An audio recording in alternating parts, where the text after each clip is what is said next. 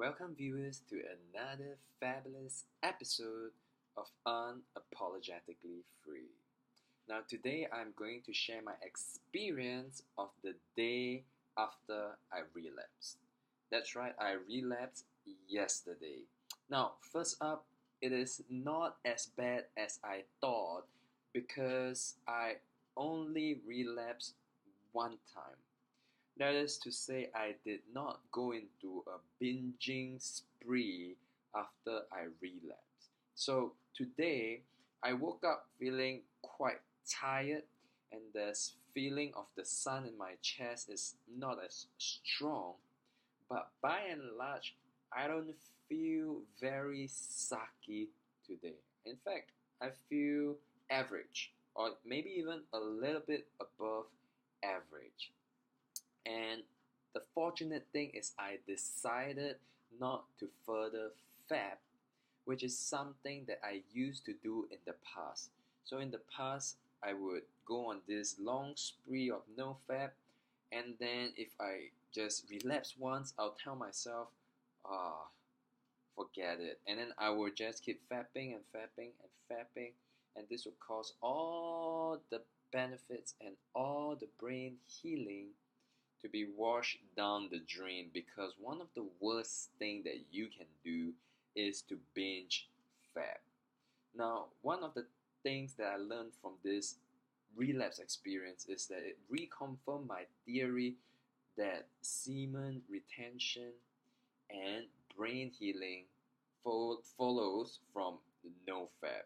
That is to say, when you do no fab, you are doing two things.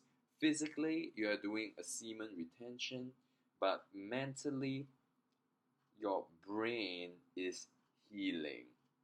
And what I realized is that simply by fapping once, the progress from 118 days of abstaining from relapsing is still going to buffer me uh, from not regressing to day zero. So I was at day 118. This is where I was when I started really on strict no fab. Relapsing probably brought me back quite a bit, but it doesn't bring me all the way back to day zero. But the release and ejaculation of semen can be felt physically, because when you relapse, you look at what comes up. You, you, you think with your common sense all the nutrients that was there that should have and could have been in your body is now outside your body. That is going to have some definite effects on your energy level. So, what kind of effects it had for me is it manifested in the form of a greater sense of anxiety. I was less confident and less sure in terms of a general state of well-being. I didn't feel as I didn't feel as I didn't achieve this state of carefreeness, of not giving a hoot about what people think, and I also have this sense of being lighter in the head. It's not very easy to explain, but just this idea that I am more lightheaded and less focused. Probably has to do with the nutrients. I am not sure, but what I am sure is that semen retention is also a crucial portion of NoFap. Now, the third thing I want to talk about is the idea of the chaser effect. So, what happens when you relapse is that you will unfortunately have a stronger urge to fab, especially the very next day. And this is very apparent for me because I had even gone through a phase of flatline where I did not find, I did not even have any urge to fab. But even though I went through this flatline phase, now I am once again greeted by a very strong sense and urge to fap. And what I realized is that accountability is so important.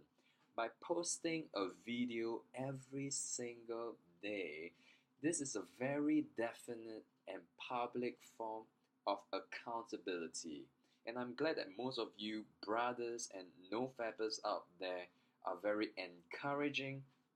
Most of your comments were positive, and I appreciate it.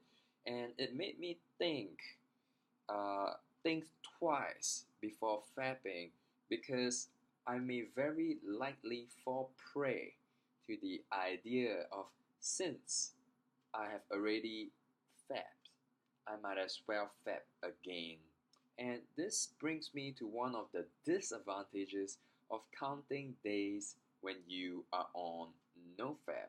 And it is that you may erroneously assume that it is okay to keep fapping since you are already in day 0.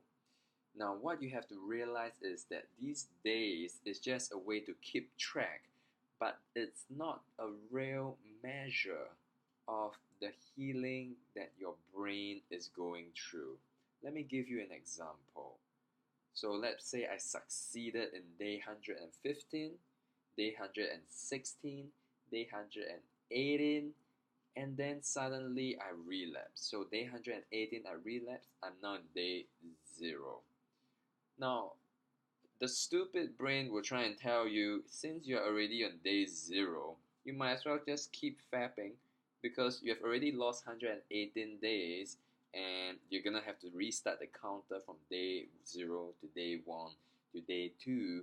Why don't you just keep fapping? So day 0, day 0, day 0, and once you have gotten enough of your dopamine fix, then you start again.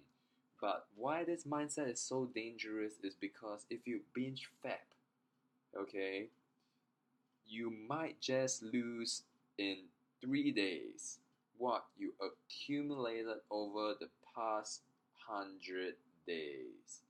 Now, this is some serious stuff, because pornography is an addiction. It is an addiction, and what this means is that the circuitry in your brain that was formed for pornographic addiction, when you stop watching pornography, it's not going to just simply disappear. It's just simply not triggered. And if you trigger it, it's very easy for that neural pathway to reopen and for your brain to start getting used to the sensation, to the stimulus of watching pornography. And that is why it is so scary. And that is why you have to quit pornography cold turkey. You cannot just think to yourself, let me just reduce the amount of pornography. It is going to be even harder than quitting it cold turkey, because you will very likely fail, because you are trying to play against a circuitry of addiction, and it is not so much about willpower. Willpower can only take you this far. For example, people who take drugs, when they get off the drugs, they have withdrawal symptoms that are even physical, that even have hallucination. And I believe there was a question by a viewer about how to stop taking weed. I don't really know about weed, but what I do know is that all addictions follow the same pathway. And to me, pornography is or even drug substance abuse is one that you need to quit cold turkey. You can't just reduce the dosage of the drugs and expect healing, because the form of addiction is so strong and its hold on your brain is so strong. What you have to do is settle and know that for the next 2 weeks you're gonna suffer. You're gonna suffer, and then you just take it like a man. I repeat it, you just take it like a man. The withdrawal symptoms will come. You can try and make yourself better, go and jog, go and do things that naturally make you feel better. but the pain and the withdrawal will come. Okay, it will come, and you just have to push it through. Don't be a baby, don't complain, don't give up, and always fight. Because this whole no fap thing is an analogy of how you face other problems in your life. Because if you run away from this problem, and if you are unable to barrel through the withdrawal symptoms, it reflects that in the deepest recesses of your being, that you are someone that's unwilling to just head straight into a problem and just smash that problem in the face even when the going gets tough. Trust me, trust me, many men in the world still struggle with pornography, and if you are able to just smash this issue and fail, but fail forward, then you will be on track to become one of the few men that's able to control this powerful drive that is within us, and you are set to be a great person, to be a great man if you follow this same pattern with other issues, with other aspects of your life. Exercise, diet, goal setting, vision setting, all the likes. It follows a similar pattern, and that is why it is so important to keep on moving forward. So I hope you like this video. If you do like it, comment, subscribe, share this video, and I'll see you again.